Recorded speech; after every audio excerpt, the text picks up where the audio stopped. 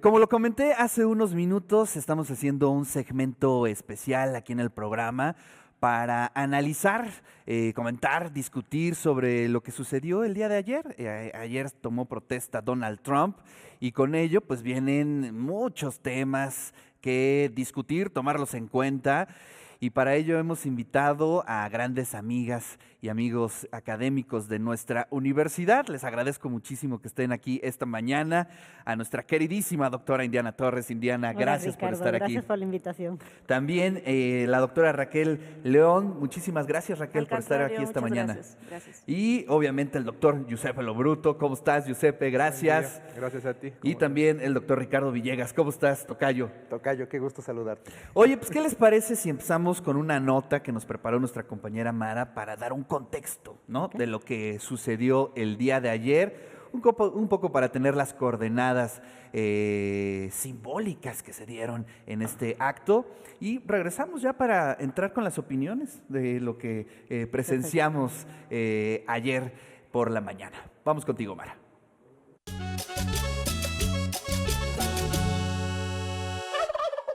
Donald Trump, empresario y personalidad televisiva, inició su carrera como el 45º presidente de los Estados Unidos tras ganar las elecciones del 2016 como candidato republicano. En su primer periodo, su política estuvo marcada por el lema Make America Great Again. Entre sus políticas, priorizó la economía estadounidense y el comercio internacional. Durante su primer periodo, Trump implementó restricciones migratorias, renegoció acuerdos comerciales con el tratado entre México, Estados Unidos y Canadá, y su política de mano dura en la frontera con México destacó debido a la construcción del muro fronterizo. Durante su mandato, la política exterior fue marcada por el retiro de acuerdos multilaterales como el Acuerdo de París sobre el cambio climático y el Pacto Nuclear con Irán. Además, fortaleció la relación bilateral con Israel. Sin embargo, su administración también enfrentó controversias como 2 acusaciones de juicio político, la gestión de la pandemia por COVID-19 y divisiones políticas en el país. Tras su derrota ante Joe Biden en 2020,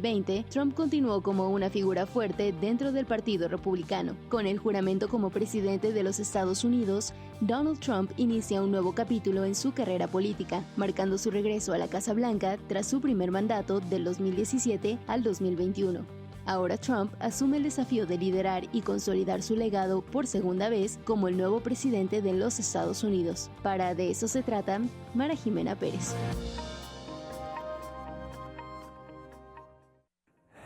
Gracias, querida Mara. Y bueno, pues este es un poco el contexto, el antecedente de lo que sucedió el día de ayer. Y ahora sí, nos vamos a la mesa directo. Y quisiera yo iniciar con nuestra querida Indiana Torres. Pues a ver, Indiana, ¿qué es lo que vimos el día de ayer? Pues sí, es la toma de protesta de Donald Trump. Sin muchas sorpresas en el, digamos, en los temas, en las acciones, pero sí en lo simbólico y en el fondo, híjole, pues es tema para discutir sin duda alguna, Indiana. Sí, creo que hay muchísimo en todo esto. Lo que marca ese discurso de ayer, además de lo mesiánico, es lo profundamente irresponsable del presidente de los Estados Unidos al profundizar medidas que afectan no solo a los estadounidenses o a nosotros como vecinos o a los migrantes, sino a la humanidad completa. Aparte de lo mesiánico, de haber sido mandado por Dios porque no se murió durante su tiroteo, profundiza medidas que creo yo son realmente graves. Y dentro de esto que tú señalas de lo simbólico, tenemos en primer lugar al rabino iniciando la parte de oraciones, estableciendo como prioridad la paz en Israel. Entonces, sí creo que hay una serie de símbolos, la composición de clase que estaba dentro de los invitados, los tipos de invitados que hizo dentro de los latinoamericanos, porque bueno, Bolsonaro no es presidente, ¿verdad? Entonces, todas estas cosas yo creo que sí están marcando lo altamente reaccionario, conservador y peligroso de la nueva administración. Sí, efectivamente. Y bueno, eso responde un poco a lo que estábamos platicando ayer, Giuseppe. Pues la oligarquía, ¿no? Lo vimos en quienes estuvieron presentes el día de ayer en la protesta y no sé si sea la primera vez, pero sin duda alguna de las primeras veces que la oligarquía, es decir, las clases más acomodadas, los ultrarricos, están en el gobierno, en el poder, Giuseppe. Así, de hecho, había una nota ayer, $1.000 millones por metro cuadrado estaban representados en ese espacio tan, digamos, Datos, modesto en el cual se concentraron los 5 hombres más ricos del mundo, desde el CEO de Facebook, de Google, de Bezos, de Amazon y claramente yo diría desquiciado, lo digo con todas las palabras que es Elon Musk. Efectivamente, hoy la investidura de Trump pone en evidencia quién es el verdadero enemigo para Trump en el mundo y lo que él quisiera hacer. Estamos frente al declive de la hegemonía y está haciendo todo lo posible para atacar a su verdadero enemigo, que va a ser China. Y lo va a hacer en todas sus medidas políticas, económicas y comerciales, y espero que no militar. Pero hay otro tema en torno a ello. Esta oligarquía está ligada a un movimiento, sobre todo de Elon Musk, que es el movimiento neofascista, y hay que darle la pista a todos. Les aconsejo que lean Heritage Foundation, www.heritage.org, en el cual van a ver desde hace 5 años, lo que decía exactamente la doctora, un programa mesiánico en el cual hay que jurar fidelidad no al presidente de los Estados Unidos, sino a Donald Trump, para ser parte de esa administración. Entonces, yo diría que es la plutocracia en todo su esplendor, como nunca visto a lo largo de los últimos 120 años. No es que antes no había oligarquía en el gobierno de los Estados Unidos. El detalle es que ahora son los más ricos del mundo en apoyar unas políticas que van a afectar claramente a millones de personas. Tema del cierre de las fronteras, digamos, de obligar a otros países a aceptar medidas como el caso del Canal de Panamá o de querer comprar Groenlandia. Le dedicó varios minutos al tema del Canal de Panamá, hizo un antecedente. Claro. Bueno, por ahí mencionó algunas cifras que a mí me llamaron mucho la atención, ¿no? Hay de los 5 puertos, 2 pertenecen a una empresa china de Hong Kong que están en el Canal de Panamá. Entonces es muy interesante la lucha entre Estados Unidos y China. Sí, y además, no sé si se dieron cuenta, mencionó un número de estadounidenses que murieron en 38. Bueno, para los miles de negros que se murieron en la construcción del Canal y de de Panamá. europeos, también hubo italianos, españoles en la construcción del Canal de Panamá que fueron parte de la migración europea a América. Eso me llama mucho la atención porque finalmente la construcción de la narrativa ha sido una de las claves, ¿no?, de Donald Trump, ¿no? Cómo construye estos discursos a partir de lo fake, a partir de lo conveniente para ellos. Y eso es algo que se está repite y repite. Es un discurso público, ¿no? Que pues sí, está a medida del poder, en este caso de ellos, tocayo. Sí, así es, totalmente. A mí me parece que estamos viendo la conclusión de un ciclo que nació en 1994, en el caso de nosotros en México, el Telecan, ¿no? Y el nacimiento propiamente de la Organización Mundial del Comercio, o sea, una visión muy en la perspectiva de la apertura de los mercados internacionales, ¿no? Y hoy, a 30 años de distancia, poco más, poco menos, es el cierre, ¿no? O sea, el ciclo de lo que se abre, ¿no?, en términos comerciales, a hoy una visión muy hacia adentro, ¿no?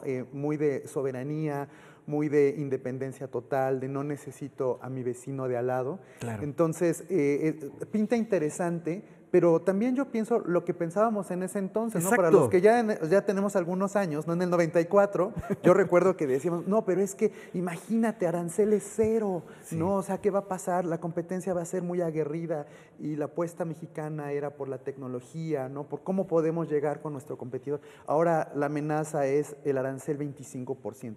Pero algo que a mí me llama mucho la atención, hablando de estos organismos internacionales, es que pareciera ser que no los estamos escuchando, o inclusive en términos particulares en el caso del TEMEC. Hay que recordar que estos instrumentos al final del día tienen también una sección de sanciones. Una cosa es que alguien declare que va a imponer aranceles, y otra cosa es que se acepten en los términos estrictos del decir de los tratados. Entonces, a mí me parece que todavía hay mucho por lo que vamos a ver, especialmente en términos de controversias, no sé, de resolución de controversias a nivel arbitral, o lo que se pueda ver, no lo sé, en paneles. Claro, y eso es algo interesante porque, bueno, finalmente retomamos esta estrategia narrativa, ¿no? Es decir, anunciarlo, ¿no? En un momento clave, Exacto. pero además dar ese margen de tiempo, ¿no? Porque hasta el 1 de febrero les da la posibilidad, y ahí es donde se abre un paréntesis de negociaciones, ¿no? Donde podría darse. ¿Tú qué opinas? Ya vi que no estás de acuerdo. Depende de cuáles. Depende De cuáles, porque por ejemplo, en lo que hace a salud, la retirada de la Organización Mundial de la Salud es una cosa gravísima. El 30% de la financiación de la OMS parte de los Estados Unidos, con las implicaciones que esto va a tener para la salud del mundo o la preparación frente a nuevas epidemias. Entonces, la vez anterior no lo logró porque efectivamente, como tú dices, hay un año de aviso que tiene que darse, y justo entró la administración de Biden, entonces por eso no logró revertir lo de la OMS, pero en este caso, a pesar de ese año, pues está dada la posibilidad en los 3 años subsiguientes de cortar con todo, con su obsesión china, porque el pleito con la OMS empezó porque él decía que estaba favoreciendo a los chinos y que no habían hecho nada para frenar al virus chino. Claro, ¿no? claro. Entonces, parte de toda esta locura que finalmente se expresa en la suspensión de estos tratados peligrosos, insisto, no solo para México, para toda la humanidad. Sí, pero en términos económicos, digamos, en los tratados económicos, Raquel, tú eres una especialista en esos temas, ¿qué perspectiva tienes? ¿Se lanza esto para negociar? ¿Se hace esto sí como una acción? ¿Qué perspectiva tienes, Raquel? Bueno, rescatando un poco lo que se ha comentado, estoy totalmente de acuerdo en esta idea de que se construye una narrativa, una narrativa sobre qué ser estadounidense hoy en día, ¿no? Digo, ellos lo utilizan desde el concepto de americano, que nos genera mucho ruido en América Latina. A nosotros Latina, nos provoca mucho Entonces, problema, ¿no? bueno, en esta narrativa, digamos, de ultraderecha, fascista, de una plutarquía que está tratando como de configurar, yo creo que algo muy interesante y que no debemos de perder de ojo, es que Donald Trump es un experto en marketing político, y que en ese sentido, ayer el opening de él va a ser con un discurso anti-establishment, pero al interior de lo que son las instituciones democráticas de Estados Unidos, pero también a nivel internacional por este tipo de dinámicas, ¿no? Con la OMS, el caso, por ejemplo, de este discurso xenofóbico hacia no solamente el caso de China, ¿no? Sino también hacia lo mexicano, ¿no? Por ejemplo, a mí algo que me llama mucho la atención es esta cuestión, ¿no? De llevar a un término de terroristas a los grupos del crimen organizado mexicano, ¿no? Que esto es algo que en la relación bilateral va a estar presente siempre, ¿no? Algo, por ejemplo, más en el ámbito económico, creo que también, justo lo que mencionaba Giuseppe, el hecho de quiénes están ahí, y que, por ejemplo, alguien que no se le dio tanto foco, pero que estuvo presente, es el CEO de TikTok, que de alguna manera viene de toda esta controversia en los últimos días sobre qué iba a pasar, ¿no? Yo en lo personal veo como una transición de sí una guerra comercial que se inicia justo en el primer mandato hacia una guerra tecnológica entre China y Estados Unidos, ¿no? Donde definitivamente esto tiene alcances geoeconómicos, geopolíticos por el tema de Taiwán principalmente y toda esta cuestión de los semiconductores, ¿no? Además de esto, para ver el tema del TEMEC, que creo que ahí viene una cuestión de un año de negociación y afloja entre México y Estados Unidos. ¿Por qué? Porque viene la revisión el próximo año del acuerdo, ¿no? Y definitivamente esto va a comenzar a dar como ciertas pautas hasta dónde sí y hasta dónde no es posible esta situación. Hay que recordar, por ejemplo, también el tema del consumo de productos mexicanos en Estados Unidos, que es súper determinante. Incluso, ¿no? Dentro de estos think tanks estadounidenses en la parte tecnológica, han dicho muchos expertos que no se puede desacoplar totalmente la economía estadounidense del exterior, ¿no? Y, por ejemplo, algo que llama mucho la atención es cómo ha venido fluctuando el tipo de cambio entre el peso y el dólar, entre, digamos, el antes, el durante y el después. Hemos estado andando más o menos entre los 20.45 a los 20.70 que hace ratito estaba yo checando, y que tiene que ver todavía mucho en esta alta especulación que hay, pero creo que realmente el impacto todavía no está. Y definitivamente, pues bueno, creo que algo que, bueno, yo lo veo así, creo que es una política de monopoly al interior y al exterior lo que está llevando a cabo Donald Trump, ¿no? Y que un poco a destiempo, porque hace mucho eco a esta parte de la época dorada de Estados Unidos, pero de hace casi 100 años. Y creo que el mundo ya dio muchos cambios, muchas vueltas. Hay otros actores muy importantes dentro de la escena internacional y que, por ejemplo, no estuvieron ayer presentes, ¿no? Hubo, digamos, políticos paleros dentro de esta toma de posesión, pero no vimos también a los otros representantes que también juegan parte de la economía, de la política internacional. Ese es un gran tema y eso quisiera ponerlo sobre la mesa. ¿Qué le hará o cuál será el contrapeso de Trump al interior de Estados Unidos, ¿no? Sí, el Partido Demócrata tiene la suficiente fuerza. Creo que le dieron una paliza tremenda. Abandona sus bases. ¿Qué es lo que sucede ahí, Indiana? Yo no sé si es una paliza tremenda, porque tenemos que recordar cuál es la forma de la elección en los Estados Unidos. Sí. O sea, no es votación abierta Como en México. ¿no? Entonces, no es que sea despreciable el número de demócratas que exista. Creo que está precisamente tomando medidas como la expulsión de burócratas, ¿no? Para poner en ese lugar a personas que sean republicanos probados dentro de todo esto que Giuseppe señalaba hace un ratito. Creo que no necesariamente es despreciable el contrapeso que vaya a darse. De todas maneras, sí es peligrosa las cosas que están haciendo y está llamando a estallidos sociales desde distintos lugares, para empezar por las políticas contra la diversidad, contra la equidad, contra la población LGTB.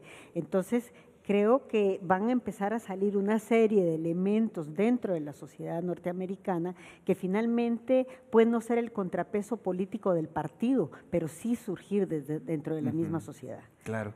Giuseppe, ¿qué opinas? Bueno, creo que el Partido Demócrata, como bien lo dijo Bernie Sanders, rompió su relación con la clase trabajadora desde hace tiempo.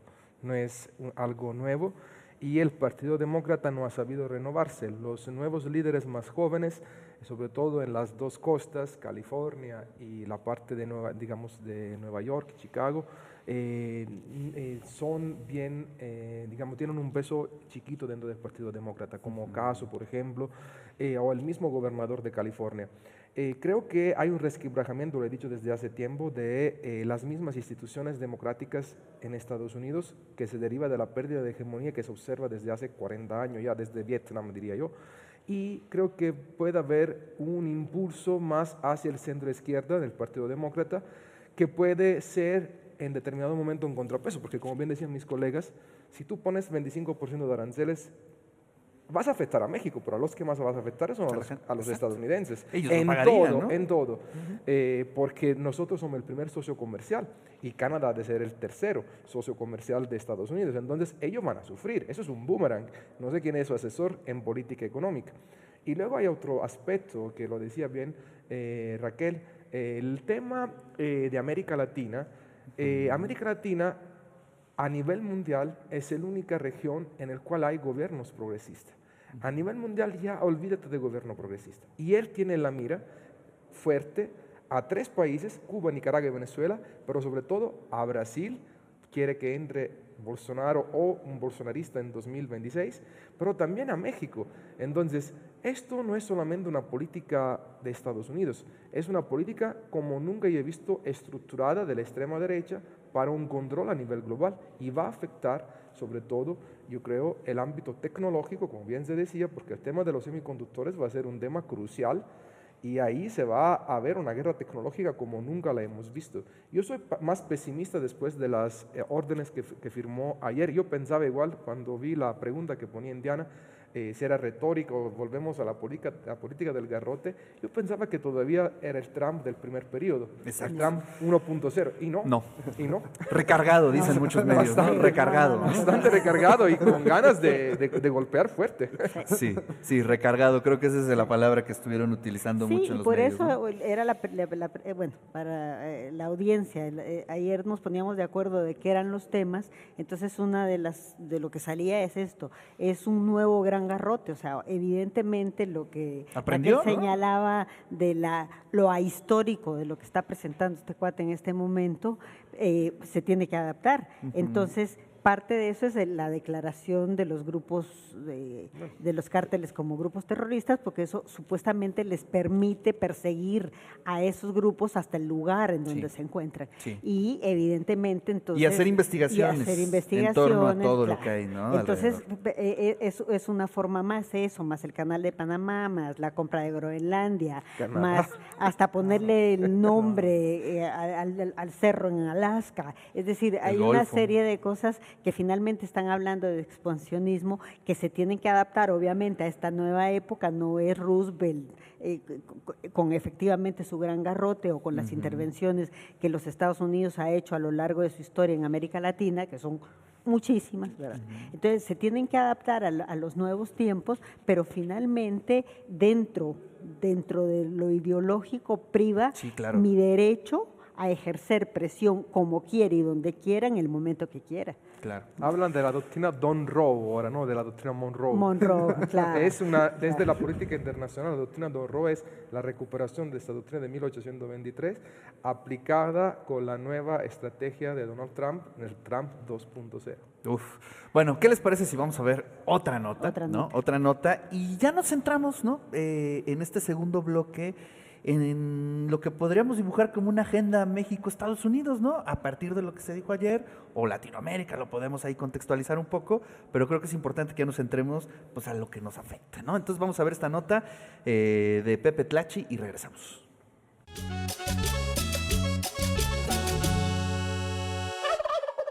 Donald Trump tomó protesta como el 47º presidente de los Estados Unidos de América, acto con el que comenzó su segundo mandato, el cual culminará en 2029. En su primer día al mando, Trump emitió 100 órdenes ejecutivas, las dos primeras están relacionadas con México, debido a que declaró emergencia nacional en la frontera con nuestro país, por lo que dio la orden de cerrarla, así como de reinstaurar la política de quédate en México. En segunda instancia, su gobierno calificó a los cárteles del narcotráfico como organizaciones terroristas. Ante esto, se dio a conocer que el gobierno de México mostró su rechazo a estas propuestas y las calificó como movimientos injerencistas. Trump ya comenzó con el cumplimiento de sus acciones radicales dirigidas hacia México, las cuales hizo públicas luego de ganar las elecciones de su país, y que involucra deportaciones masivas y el aumento de aranceles hacia nuestro país en caso de no detener el flujo de migración hacia Estados Unidos. Ante el regreso de Donald Trump a la Casa Blanca, diversos analistas señalan que México necesita de una estrategia en materia de seguridad, migración y comercio. Previamente, la presidenta Claudia Sheinbaum dio a conocer que su objetivo primordial es iniciar un diálogo formal sobre lo que se espera con la relación bilateral y sentar las bases para una negociación.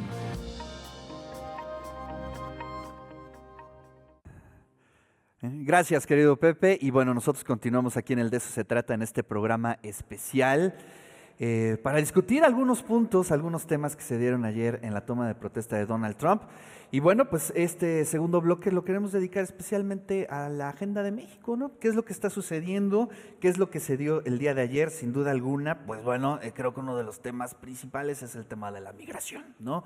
Que nos afecta a nosotros, a toda Latinoamérica, prácticamente a todo el mundo, pero vayamos por partes. Raquel, ¿qué observas, no? De lo que se ha discutido, de lo que se ha comentado, de lo que se declaró el día de ayer en la toma de protesta y bueno, pues las acciones inmediatas que se dieron, ¿no? Sí, bueno, creo que no sé si desde México tenemos esta óptica de que vemos a lo mejor el principal enemigo de Estados Unidos a China, pero creo que México también está como en ese lugar En muy el top, cercano, ¿no? ¿no? En el top. Y lo digo justo por esto que se mencionaba en la nota de quédate en México, ¿no? Hay como volvemos a esta cuestión como muy etnocentrista, de que hay una total falta de poder conocer a profundidad los procesos migratorios, ¿no? Donde se sigue insistiendo que de México para abajo es México, que juega fútbol, México, o sea, que hay una geografía totalmente no muy clara dentro de su gobierno y que de alguna manera también habla un poco de que se sigue pensando que México necesariamente es de los principales países emisores de migrantes cuando o somos un país de tránsito, ¿no? Creo que esto genera como una parte, creo que va a ser muy medular en el diálogo que van a tener tanto Claudia Sheinbaum como Donald Trump con respecto a algo que creo que no se ha mencionado y que casi no se visibiliza, que son los derechos humanos. ¿Por qué? Porque definitivamente todo este tipo de acciones están un tanto atentando, ¿no? Como mucho a la libertad humana en muchos sentidos, ¿no? Y que obviamente con estos tipos de discursos que son un tanto manipulados hacia el tema, por ejemplo, del narcotráfico, como esto, o decir, ¿no? Que las ciudades santuario han sido ciudades para resguardar, en este caso, a malhechores o a gente que son terroristas. Creo que es un discurso muy fuerte y xenofóbico en ese sentido. Entonces, migración creo que va a ser un tema definitivamente importante. La gran pregunta es, ¿estamos preparados para esto? Digo, si bien ya se hablaba días previos que ya había en algunas de las zonas fronterizas personal de migración para poder ayudar, digo, definitivamente en esta situación que no se sabe realmente si va a ser un éxodo masivo o si va a ser algo similar a lo que pasó en la primera administración, donde sí hubo muchísimas deportaciones, hubo restricción de visas para migrantes, pero bueno, definitivamente yo creo que estamos como que mucho a la expectativa. Una realidad es de que fue de las primeras cosas que firmó, ¿no? Y definitivamente va a ser un tema prioritario. Y que le dedicó especial atención también en el discurso, ¿no? Efectivamente. Entonces, creo que el tema de migración va a ser a lo mejor incluso hasta un poco más delicado a profundidad en cuestiones estructurales que la parte económica. Creo que la parte económica hay como más ventajas o más juego que podría tener México en ese sentido, ¿no? Y que definitivamente, pues bueno, el tema de lo que pueda hacer el gobierno mexicano, que yo creo que cualquier gobierno del mundo, no solamente el mexicano y el canadiense, que están como vecinos de Estados Unidos, debieron de preparar estrategias previas a esto, ¿no? No es algo que amanecimos y sucedió, ¿no? Sino que debe de haber una planificación, quiero suponer, ¿no? Claro. Indiana. Sí. Fíjate que, bueno, son varias cosas. La primera cuestión es que yo creo que este cuate tiene sus obsesiones, ¿no? O sea, tiene una personalidad con obsesiones. Aparte de China, por supuesto, está México y los migrantes, porque no fue solo en el discurso de ayer, o sea, esto no es nuevo, ha sido reiterativo, pero lo que hay que señalar también es que los demócratas han hecho bastantes más expulsiones y bastantes más daño que lo que Trump en este momento está prometiendo. O sea, es más de lo mismo, claro. Trump puso a los niños en cajas, por ejemplo, ¿no? Sí, entonces, sí, claro. y ahora es dentro de las 78 órdenes ejecutivas que anuló ayer, estaba lo de la reincorporación de las familias, la reunificación de las familias, que había sido un paso adelante para quienes ya se encontraban allá. Esto sumado al no reconocer el derecho de nacionalidad por suelo, también… Por nacimiento, ¿no? Sí, por eso, por suelo, porque es que puede ser por suelo o por sangre, Okay. ¿no? Entonces, el jus solis, que es lo que viene a tratar de abolir, también va a afectar a los migrantes que ya se encontraban allá y que tengan hijos, porque finalmente… pero yo sí creo que hay que ver las cosas en su justa dimensión. Okay. Creo que la mañanera de hoy, por ejemplo, la doctora Sheinbaum fue clara en bajarle al sensacionalismo de todo esto, porque lo cierto es que entonces empieza también al interior del país a crecer, generarse, ¿no? Claro, a crecer reacciones que no corresponden y que no van a ser ahí sí parte a la retórica, ¿no? Claro, porque ya finalmente lo conocemos de su primer mandato. Entonces, sabemos, por ejemplo, el ejemplo con Corea del Norte, cómo estaba de aguerrido y demás. En cuanto el otro se le paró, dijo, bueno, le paramos, ¿no? Entonces, también es importante ver hasta dónde va a hacer las cosas y qué impacto van a tener, porque en relación a lo de los cárteles, pues que empiece porque no haya consumo en el país, porque la actividad de los cárteles al interior de los Estados Unidos sea parada. Sí, bueno, ese es un gran tema que ahorita lo vamos a atender, pero el tema de la migración, sin duda alguna, tocayo, es una prioridad, ¿no? Para nuestro país. Pues las remesas simplemente que se reciben aquí en México, pues es parte muy importante, pues, de lo que vivimos en el día a día, ¿no? Totalmente de acuerdo. A mí lo que me tiene un poco preocupado es la reacción de México, ¿no? Ante esta situación. Bien le está diciendo Raquel, o sea, o estamos trabajando de una manera estratégica o va a ser una reacción improvisada. A mí me parece que la respuesta de la presidenta ayer fue un poco improvisada, ¿no? En el sentido de decir, pues vamos a repartir tarjetas con dinero, ¿no? ¿En verdad esa es una política pública de primer nivel?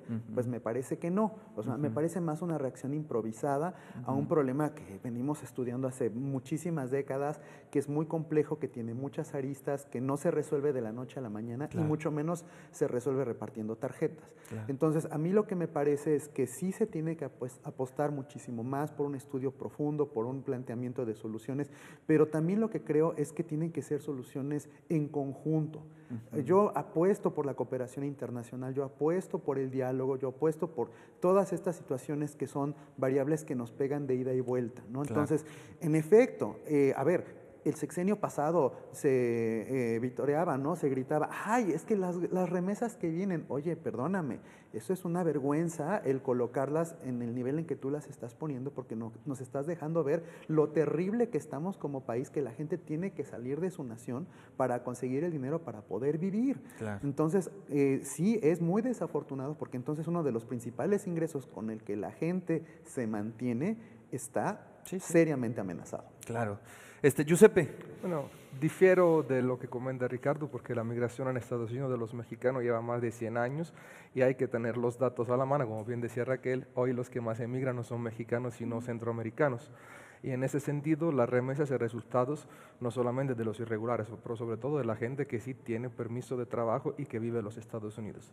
En segundo lugar, creo que sí hay una estrategia. Tenemos la red consular más grande del mundo en Estados Unidos y una red consular en la cual desde Andrés Manuel y ahora con Claudia Sheinbaum, hoy nuestro secretario de Relaciones Exteriores junto a la presidenta, están viendo todos los mecanismos junto a los alcaldes de la ciudad de Santuario, Chicago o Nueva York, por ejemplo, o en California, y en otro sentido yo creo que la estrategia viene bien planeada desde hace meses, no es desde ahora, en términos de la renegociación del TEMEC y en términos de los programas. Una política pública tiene que ser pragmática y factible frente a las amenazas. Todos queremos cooperación, pero como bien decía Indira, frente a un desquiciado, a un cuate que amenaza, hay límites también en la cooperación. Hay que ver qué políticas públicas podemos hacer. Lo primero es a los que se expulsan, y bien dijo Indiana, 104,000 poblanos expulsados durante el gobierno de Biden.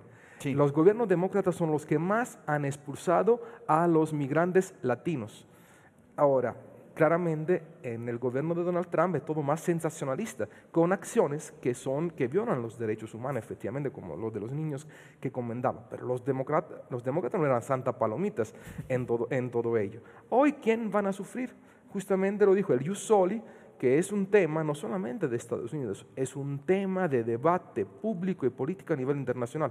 En mi país, el debate en torno al Ius Soli es debate aguerrido dentro de las familias a quién tiene derecho a ser ciudadano, si es por sangre o si es por el suelo, como bien decía Indiana. Entonces, Estados Unidos está recuperando o impulsando un debate público a nivel internacional en el cual las derechas han estado impulsando, desde Vox en España, Fratelli d'Italia en Italia, los partidos de extrema derecha que están gobernando en este momento Austria o la AfD en Alemania. Entonces, esto no es algo nuevo, yo creo que es una estrategia que bien planeada y creo que, como bien ha dicho Claudia Sheinbaum, hay que defender la soberanía y la independencia. Realmente no les vamos a ganar en términos de una guerra, nos van a aplastar, pero nunca se van a atrever a invadir México.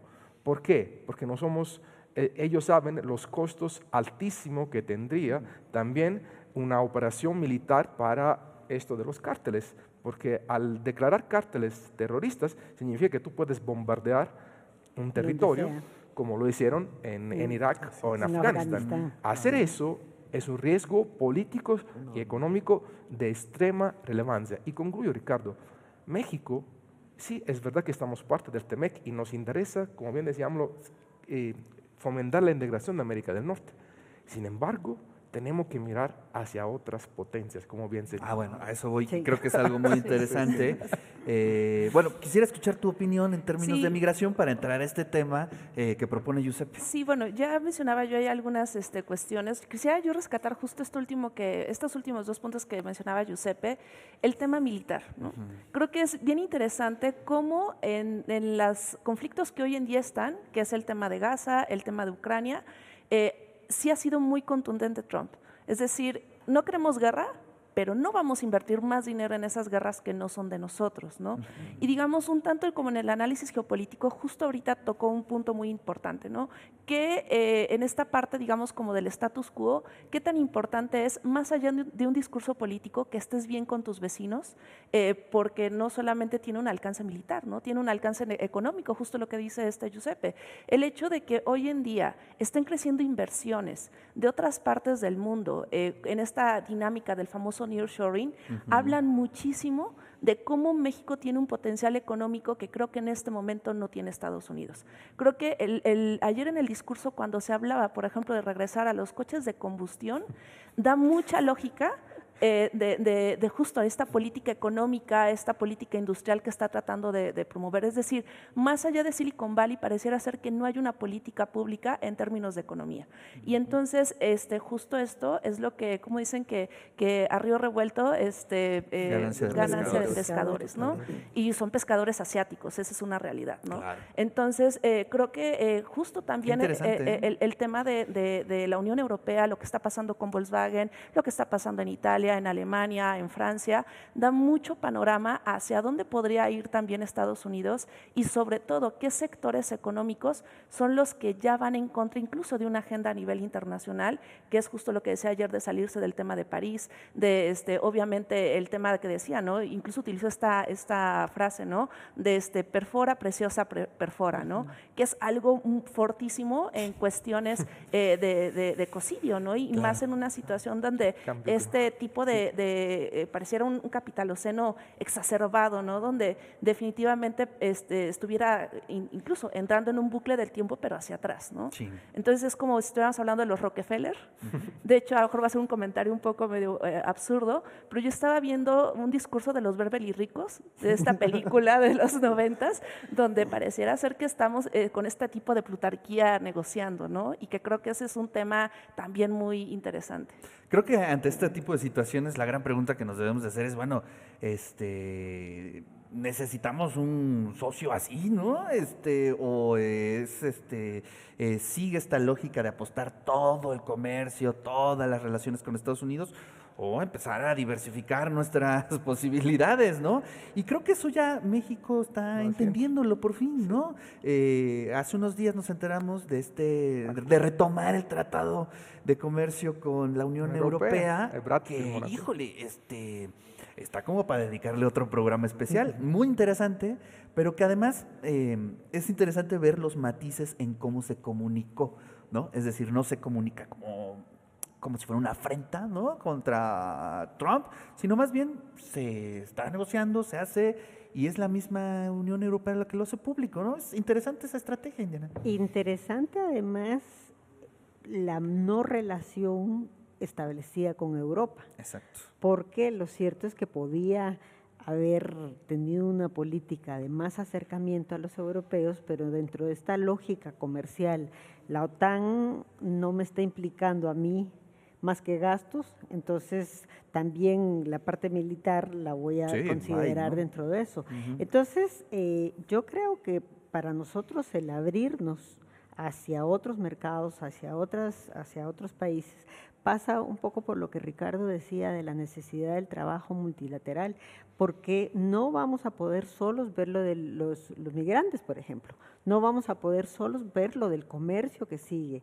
O sea, con Canadá mismo, pese a que las noticias no son buenas hacia el futuro de quién va a llegar como primer ministro a Canadá, ¿verdad?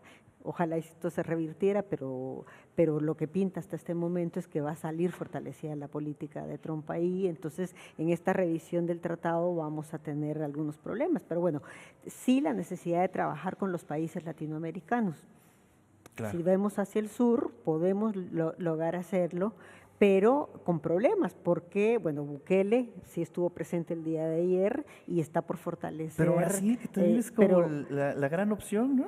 Pero tenemos que de alguna manera entrar en acuerdo con los gobiernos de Cuba, de Nicaragua, de Venezuela, de Chile, de Brasil, del Uruguay, ¿no? Como para entrar a fortalecer además, yo qué sé, la capacidad de respuesta que el mundo tenga frente a las barbaridades que está diciendo. Claro.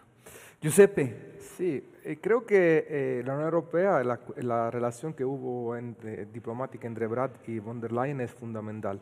Pero sobre eso yo diría que mientras el mundo, bajo la órbita de Trump, gasta en gasto militar, México le debe de apostar al comercio, a otro tipo de relaciones multilaterales. Están los BRICS Plus, que son otro escenario importante digamos, de relaciones comerciales. Entonces, y lo dijo bien Claudia Sheinbaum en el G20, no hace falta gastar en gasto militar. Si disminuyes el gasto militar, puedes aumentar el comercio y los beneficios para la población mundial. Y en segundo lugar, estoy de acuerdo, la integración latinoamericana se debe de fomentar, más allá de fibias y fobias que hay dentro de América Latina. Un multilateralismo en el cual claramente China juega un papel determinante en la región latinoamericana. Hay dos puertos que van a ser fundamentales, el puerto de Chancay en Perú y el puerto del Istmo en México, que son las puertas del Pacífico, de China en el Pacífico hacia América.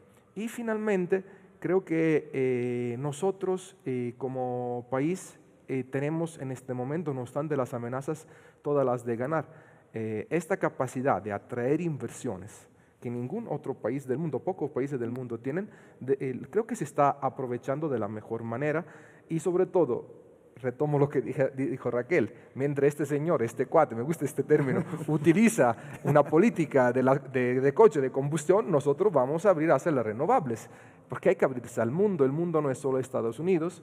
Para mí estamos frente al declive y Trump, y yo estoy convencido, va a ser el presidente que va a acabar con la hegemonía de Estados Unidos y que los va a poner en una crisis muy fuerte y una inestabilidad, ingobernabilidad en algunos años que va a ser fuerte. Sí, bueno, ese es ¿qué opinas, tocayo? Buen punto el que toca Giuseppe, ¿no? O sea, hay que ubicar que Donald Trump nada más le quedan 4 años, pero ya no hay renovación de plazo, ¿no? Entonces, sí, en efecto, no sabemos qué es lo que va a pasar en la inmediatez y mucho menos lo que va a pasar en el mediano plazo. Entonces, igual y en una de esas es muy conveniente el que nos estemos separando, ¿no? Porque a lo mejor ellos van hacia un precipicio y nosotros ya nada más nos están haciendo de lado. O sea, no sabemos si es voluntario o esa fuerza, pero nos estamos haciendo de lado. Claro. Y sí, coincido contigo, ¿no? Me parece que México ya durante los últimos años ha hecho una radiografía de todas estas realidades, ha empezado a cambiar un poco la brújula en términos de la dirección, apuesta seriamente por lo que pasa en Asia, se está por cumplir 25 años del famosísimo Telecue. La diplomacia mexicana durante muchísimas décadas fue muy reconocida por la amplísima red de tratados de libre comercio que celebró con cualquier cantidad de países, con bloques. Entonces, me refiero a la posibilidad de consolidar esos buenos acuerdos y, por supuesto, ver al sur, ¿no?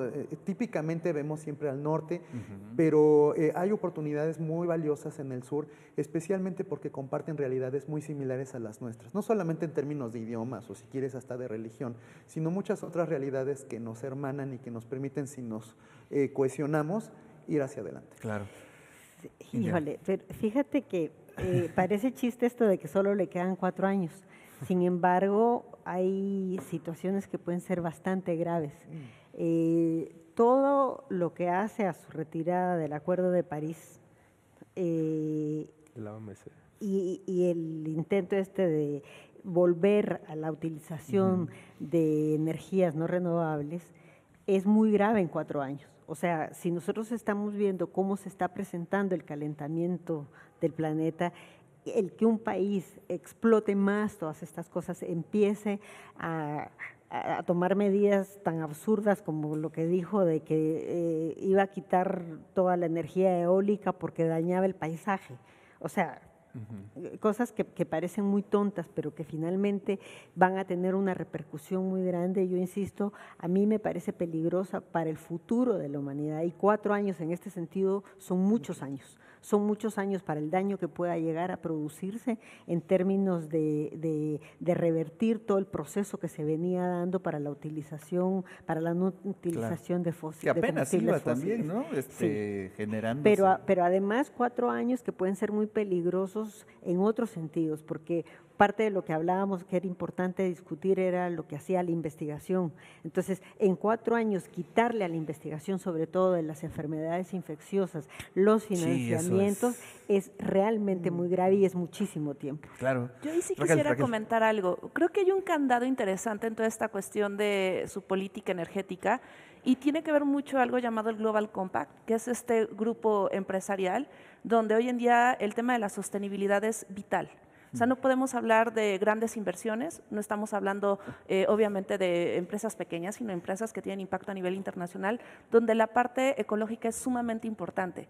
Creo que el lobbying empresarial de este tipo es el que no está contemplando Donald Trump y que también es el que no está alineado con Donald Trump y que puede ser un contrapeso sumamente interesante, ¿no? Y creo que también es válido que obviamente desde los espacios públicos, pero también desde la academia, dejemos de pensar que el conocimiento y la investigación solamente se genera en Estados Unidos o en algunos países europeos. Hay muchos países alrededor del mundo que le están apostando a la innovación, donde, por ejemplo, yo pienso que el tema de biotecnología, Estados Unidos ya quedó muy rebasado, igual como en otras industrias emergentes y estratégicas. Así es. Creo que ese es un tema al cual le puedes entrar muy bien, tocayo. Es un tema que tú propusiste el día de ayer. En cuestiones de ciencia, ¿no? De producción científica, ¿cómo nos va a ir ante este escenario? ¿no? Claro, bueno, varias cosas. Retomo lo que dice Raquel en términos del multilateralismo. O sea, al final del día tenemos muchos actores, no solamente es el actor gobierno con otro gobierno, o sea, no solamente es un tema de derecho internacional público, aquí hay actores privados, empresariales, científicos. En términos científicos, ¿cómo la veo? Bueno, a ver, sí o sí hay que recordar que pues México sí ha sido beneficiario durante muchas décadas de beneficios económicos de agencias tipo USAID, ¿no? Digo, nosotros mismos en la UAP hay que recordar que una parte de Ciudad Universitaria fue financiada con fondos de USAID, ¿no? Claro. Entonces, y a la fecha. Entonces, a lo que me refiero es que muy probablemente lo que sí o sí es, tenemos que continuar, no digo empezar, tenemos que continuar viendo hacia otros lados en términos de financiamiento a la investigación. Me parece que ya llevamos bastantes años volteando a ver lo que nos pueden apoyar en términos de la Unión Europea. Siempre estamos buscando trabajar el tú a tú, no solamente el decir yo pido a ver qué me dan, sino ya llegamos con propuestas, ya empieza por primera vez a darse los escenarios en donde Latinoamérica, en México en particular, coordina proyectos, por ejemplo, de los Erasmus, de la Comisión Europea. Tenemos fuertes relaciones científicas con China, por supuesto con nuestros colegas del sur. Entonces, me parece que sí, no nos agarran precisamente con la mano en el marco de la puerta. Ya se ha venido trabajando. Y también hay que decirlo, la competencia por los fondos financieros de Estados Unidos siempre han sido muy complicados alcanzarlos. O sea, sí alcanzamos los del National Science Foundation, pero no son precisamente el camino más fácil llegar a esos fondos. Entonces, me parece que la comunidad científica, la comunidad académica, tiene muy claro que hay que abrirse en términos de búsqueda de oportunidades de colaboración. Bueno, pues ya se nos está acabando el tiempo, tenemos 5 minutos prácticamente. ¿Qué les parece si hacemos una ronda de conclusiones, no? ¿Qué es lo que viene en la agenda? ¿Cuáles van a ser los principales temas de la agenda política bilateral? Giuseppe. Bueno, creo que lo primero que va a suceder es cómo México va a enfrentar la negociación del TEMEC y la noticia que a partir del 1 de febrero es probable que se implementen el 25% de aranceles. En términos científicos, quiero añadir algo, me parece muy importante lo que decía Raquel, le decía Ricardo, el primer país que genera patente en el mundo ya no es Estados Unidos desde hace tiempo, es China y le sigue India, y en ese sentido creo que las investigaciones se tienen que abrir hacia estos fondos. Y en tercer lugar, creo que el mundo es en constante transformación y creo que no solo México, cualquier país tiene que tener las agallas de ponerse tú a tú con personajes como Trump, porque lo decía Indiana, al final y al cabo, cuando haces ver tu fuerza, también pequeño o grande que sea, ellos no tienen todas las de ganar. En donde hay también mucho mesianismo, mucho espectáculo, y como bien decía Pablo Iglesias ayer en el encuentro de las izquierdas en la Ciudad de México, el tema de la comunicación va a ser un tema fundamental. Desafortunadamente, quien detiene hoy en los medios de comunicación son los multimillonarios, y no por generar ganancia, sino para influenciar. Entonces, toda la gente que cree en la libertad, en el progresismo, creo que debe de ir avanzando en esos temas. Y espero que nos vaya a ir bien, tampoco tenemos que ver catastrófica la situación, pero creo que México está preparado y también los demás países, Canadá igual, Dinamarca igual, la Unión Europea. Claramente se rompe un status quo que ha durado durante varias décadas y a ver cómo nos va a ir a todos. Muy bien, Giuseppe. Raquel. Bueno, yo invitaría a que veamos qué resulta de Davos, de la reunión de Davos. Creo que va a generar una agenda económica interesante después de esta toma.